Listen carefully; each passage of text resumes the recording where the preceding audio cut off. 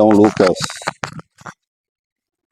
capítulo 6, descreve um momento, uma ocasião em que Jesus começa efetivamente a sua pregação para com os primeiros discípulos, aqueles que ele tinha chamado para caminhar com ele e aqueles que, de alguma forma, o acompanhavam e também eram chamados de discípulos numa outra, digamos assim, numa outra categoria e que o acompanhariam também ao longo do seu ministério, inclusive até em Jerusalém, não é?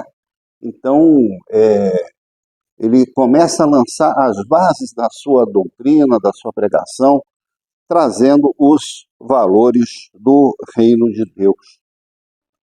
E esse é um texto, assim, eu diria um texto difícil, né? Um texto que não é muito fácil da gente ler assim à primeira vista. Ele desafia a lógica, né, da maioria das pessoas, da convivência humana, etc. Né? Quando ele começa a dizer: digo, porém, a vocês que me ouvem, amem os seus inimigos, façam o bem aos que odeiam vocês, abençoem aqueles que os amaldiçoam, orem pelos que maltratam vocês. Veja só. Conversando com a Arica, né? Uma vez eu estava comentando que há 3.000 e 4.000 anos atrás, mais ou menos, com o Código de Hammurabi, houve um grande avanço para a humanidade, quando eles escreveram lá, olho por olho, dente por dente. Olho por olho, dente por dente. Por incrível que pareça, foi um avanço. Né? Para nós é uma barbaridade. Não, se for assim, né? Como diria Gandhi, né? Se o olho por olho for levado assim, ao pé da letra, acabaremos todos cegos. Não é? Então, mas o fato é que naquela época da antiguidade, lá na Mesopotâmia, lá na Suméria, aqueles reinos, prevalecia era a lei do mais forte. Então, se quem praticava alguma coisa era contra alguém mais poderoso, mais forte, esse alguém mais poderoso, mais forte, se considerava com direito de vida e morte sobre aquela pessoa. Agora, se fosse o contrário, o mais forte ele podia tudo, não é? Então, ao colocarem ali no Código de Hammurabi, olha, olho por olho, dente por dente, quer dizer o seguinte: a pena de alguma coisa, de algum crime, de alguma coisa errada que a pessoa fizer, vai ser proporcional ao dano que ela causar, né? Então, se ocasionou a perda de um dente, ela vai perder um dente. Se for um olho, que é uma coisa mais grave, um olho. Se for uma vida, eventualmente uma outra vida. Mas assim, ela começou a instituir uma certa equivalência, não é? E isso entrou para a lei de Deus. Isso entrou na Bíblia. Então, Jesus disse, né? Ouvistes o que foi dito aos antigos, né? Amarás o teu próximo e odiarás o teu inimigo. Tudo isso estava de acordo com a tradição religiosa do povo de Deus, era uma coisa muito pacífica. Mas agora entra Jesus Cristo na história e revira essas coisas de cabeça para baixo, não é? Por que ele faz isso? Por que ele faz isso? Porque justamente ele tinha visto que esses princípios de justiça, de reciprocidade, de vingança, de revanche, enfim, tudo isso tinha construído um mundo absolutamente em desordem, um mundo violento, um mundo em que nem por isso a justiça se estabeleceu. A paga da violência com a violência só gerou mais violência. E aqui, então, Jesus Cristo ele começa a trazer uma saída para essa situação. Uma saída difícil, uma saída trabalhosa, uma saída que exigia uma transformação da mente das pessoas. Uma coisa dessas exige conversão, mudança de mente, metanoia em grego, não é? Então, quando ele diz, né, digo, amem os seus inimigos, façam bem os que odeiam vocês, abençoem aqueles que os amaldiçoem, orem pelos que maltratam vocês, ao que lhe bate numa face, ofereça também a outra, e ao que lhe tirar a capa, deixe que leve também a túnica. Coisa mais absurda, não é? É muito importante a gente ter uma compreensão correta dessas falas de Jesus, porque aqui a reação que ele está propondo não é simplesmente uma passividade diante da violência, não é? Não significa simplesmente que você vai admitir a violência e tudo ficar por isso mesmo. Então, quando ele diz, se alguém lhe bate um lado do rosto, oferece também o outro. É uma reação, é uma reação ativa, é uma reação de denúncia. E bate do outro lado também, não é? Você não está ignorando aquilo que está acontecendo, você está reagindo. Da mesma forma que ele fala também para entregar a roupa do corpo àquele que está tomando a capa. Não é uma coisa que a gente está acostumado a ver, não é uma coisa que faz parte dos nossos valores, mas é a atitude que Jesus sugere. Não é? Mas por que essa atitude radical, né? Ao mesmo tempo, ele não fala só da violência, ele fala também da solidariedade. Né? Então ele diz, olha, dê a todo que lhe pedir alguma coisa, e se alguém levar o que é seu, não exija que seja devolvido. Ele fala também da disponibilidade a doar, a contribuir. Quando, na maioria das vezes, a gente está correndo daqueles que estão pedindo alguma coisa, não é? A gente fecha o vidro do carro, né? A nossa reação instintivamente é essa. Como era das pessoas que estavam ali ouvindo Jesus. Não é? Então, é uma inversão de valores, é uma inversão de atitudes, é uma forma revolucionária de vida. Não é? Então, dê a todo que lhe pediu. Apareceu até a oferta ali, né? Foi em boa hora. Valeu mesmo. Ninguém combinou nada, mas apareceu ali, tá vendo? Façam aos outros o mesmo que vocês querem que eles façam a vocês. Essa, então, é a chamada regra de ouro, né? Golden Rule. A regra de ouro do Evangelho. Façam aos outros aquilo que você gostaria que eles fizessem para vocês. Então, é um chamado à coerência. Não é? Dos outros você espera atitudes de confiança, de generosidade. Não é? Dos outros você espera, mas você não está disposto a assumir esse mesmo compromisso.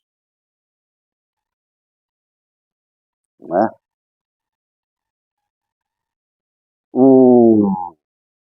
Existem várias razões, então, que são base para essas atitudes que Jesus sugere, né, que Jesus recomenda, né? Uma delas é a diferenciação. A gente precisa, como filhos de Deus, a gente precisa ter uma atitude diferente. A gente se diferencia do mundo, não é? A gente mostra que o reino de Deus é um reino diferente, a partir das pessoas que o constituem. Porque se nós agirmos da mesma forma que as outras pessoas, a gente não se diferencia. Eu não estou falando, né, e nem Jesus está falando, da gente se retirar do mundo, né? Houve um período na história da igreja, e tudo a gente precisa entender conforme a história, o contexto que aconteceu. De uma hora para outra, os bispos, que eram lideranças da igreja perseguidas pelo Império Romano, que estavam com a sua cabeça a prêmio, eles foram incorporados ao Império Romano, a religião oficial do Império, e foram elevados à categoria de senadores. Eles passaram a ter direito a usar as vestes de senador. Por isso que, na tradição romana, a cor dos bispos é a cor púrpura, a cor roxa, porque era a cor que os membros do Senado romano usavam. E o dinheiro começou a rolar na igreja, né? A igreja que era humilde, que lutava para sobreviver, passou a viver em palácios, essas coisas todas. Muitas pessoas ficaram assim, perplexas com essa virada de mesa da igreja, não é? E de repente não foi essa igreja que eu conheci. Eu quero uma igreja mais simples, eu quero uma igreja mais limpa, mais humilde, tudo. E eles se retiraram das cidades e foram viver em lugares afastados. Aí surgiram os eremitas, surgiram, né, ascetas, e eles acabaram formando ordens religiosas no deserto para se afastarem do luxo que estava tomando conta das igrejas das grandes cidades, não é? Então, foi uma resposta de uma parte da igreja antiga a aquilo que eles entendiam como desvirtuamento do que deveria ser a verdadeira igreja, não é? Foi no seu contexto histórico.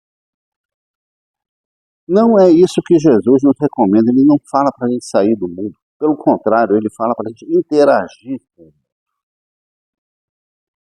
não é? Para a gente se expor às perseguições, expor às ofensas, expor-se a tudo. Porque aí a gente faz diferença a partir da nossa atitude, não é?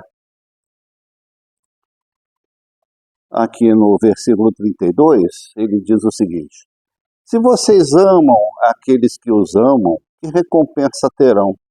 Porque até os pecadores amam aqueles que os amam.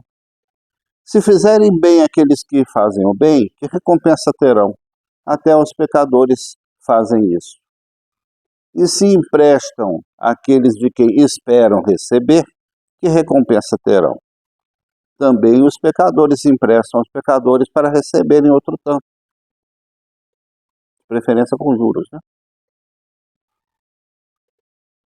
Vocês, porém, amem os seus inimigos, façam o bem e emprestem sem esperar nada em troca. Vocês terão uma grande recompensa e serão filhos do Altíssimo. Essa é uma outra razão para a gente aderir a esses valores, a essas atitudes do reino de Deus. Sermos realmente chamados filhos do Deus Altíssimo. Não é? Todo mundo é filho de Deus, né? É a frase popular, né? Filhos do Deus Altíssimo são esses que vivem por esses valores. E por que eles são chamados filhos de Deus? Porque ele é bondoso até para os ingratos e maus. A gente está simplesmente adotando as mesmas atitudes que Deus adota em relação a nós. Mais cedo, na escola dominical, a gente discutiu sobre isso, não é? Deus proveu salvação, providenciou salvação para nós, redenção para nós, sem que a gente tenha feito nada para merecer. E aí, então, nós estamos construindo um reino da graça. O princípio da graça é o que está por trás disso tudo aqui. Em cada atitude dessa, em cada valor desses que Jesus está pregando, existe algo chamado a graça de Deus. A graça funciona dessa forma. Não é? Sejam misericordiosos como também é misericordioso o Pai de vocês. Sejam misericordiosos. Misericordiosos é o quê? Solidário, não é? Companheiro, presente, próximo, amoroso. A palavra misericórdia, que é traduzida no Antigo Testamento, principalmente, quer dizer amor também. Esse é o sentido de misericórdia.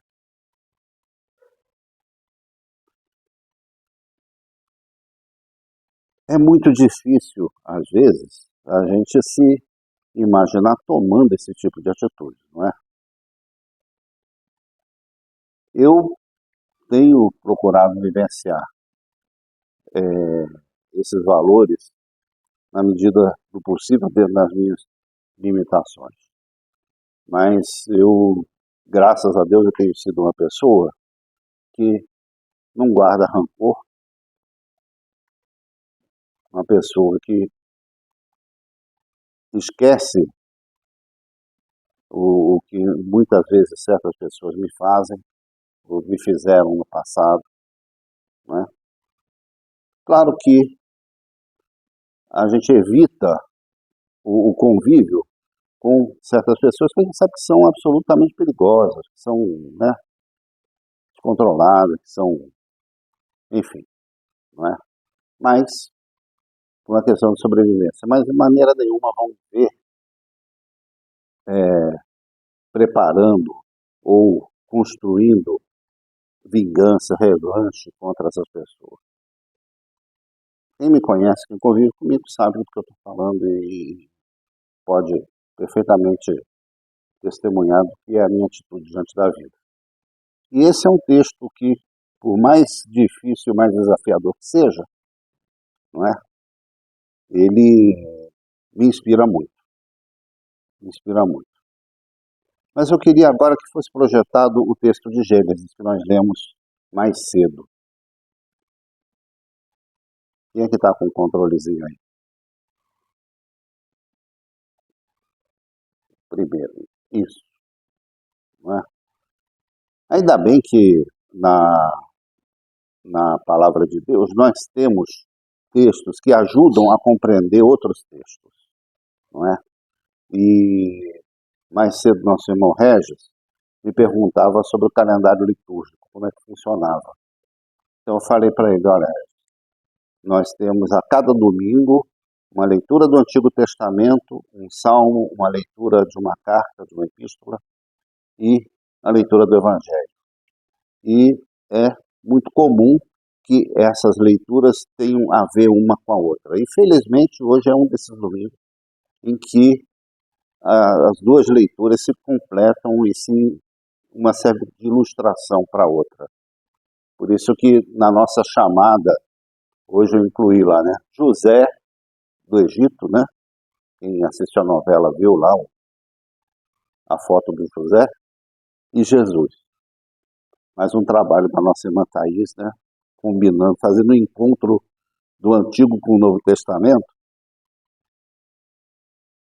A história de José é fascinante nesse sentido. Porque imaginem a situação de José, né? Quem não conhece, a maioria já conhece, mas vamos lembrar. José era o caçula de 12 filhos. Desses 12 filhos, 10 eram filhos de uma mãe, dois filhos de outra. Os mais velhos, até por pertencerem a uma das mães que era menos amada, eles tinham já um pé atrás com os caçulas, não é? Mas os caçulas eram o xodó do pai, né? Jacó. Então, José e Benjamim. E José fazia o papel de dedo duro, né? O pai mandava ele, vai lá ver o que os seus irmãos estão fazendo. Aí ele voltava e contava para o pai, olha, estão fazendo isso, estão aprontando isso aqui. Então eles morriam de raiva do rapaz, né? Já chegando na adolescência. Então eles aprontaram uma cilada. Os rapazes queriam era matar ele, mas o mais velho disse, não vai fazer isso não. Só que o mais velho teve que resolver um negócio na cidade, os outros pegaram o menino, jogaram ele dentro de um poço, lá do buraco, deixaram ele preso lá.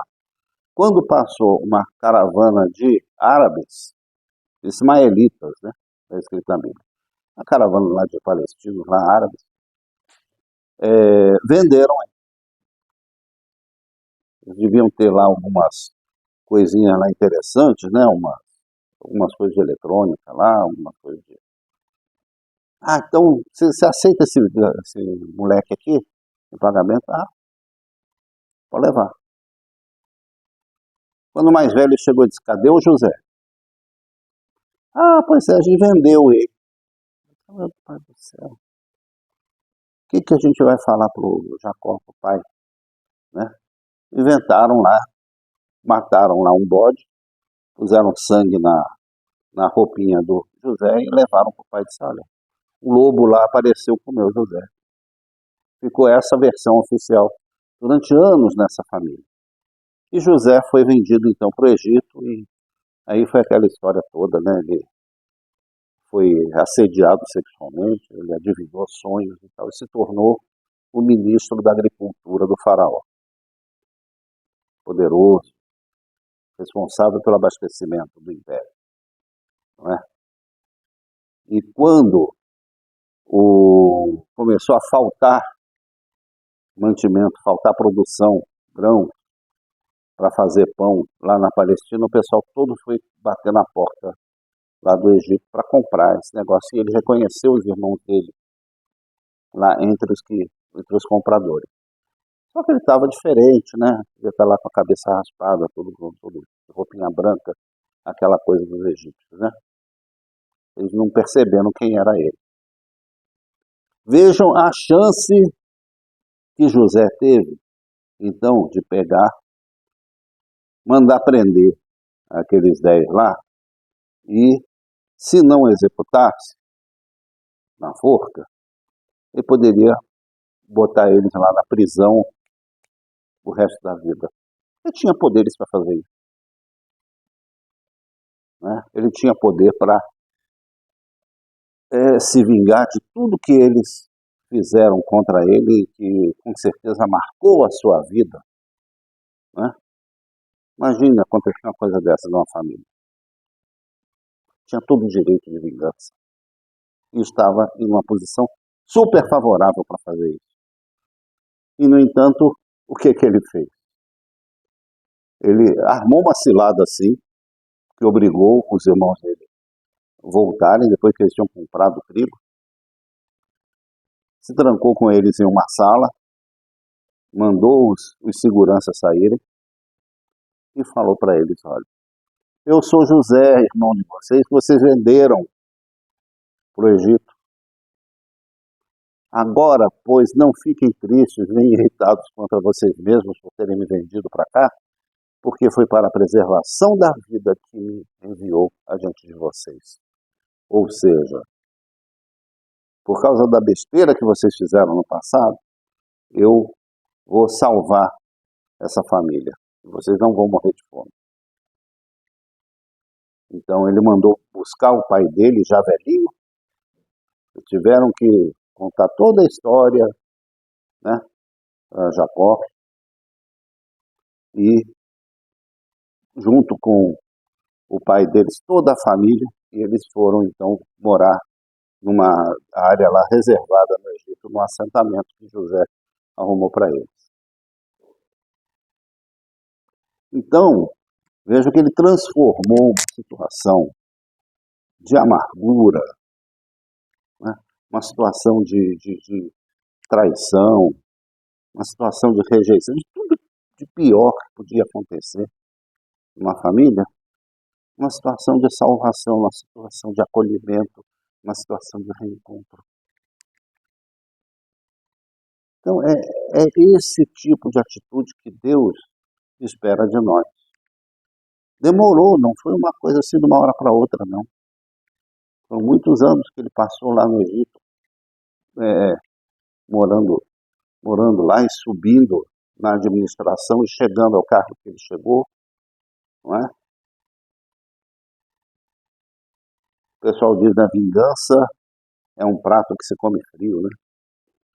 A vingança de José foi essa. Então, a própria palavra de Deus se explica, né? Ela ilustra aquilo que é valor do reino de Deus, aquilo que é valor dos planos de Deus para a nossa vida. Então, compartilhando com vocês esses valores, essa mensagem que eu quero então deixar essa palavra para vocês nessa noite. Amém?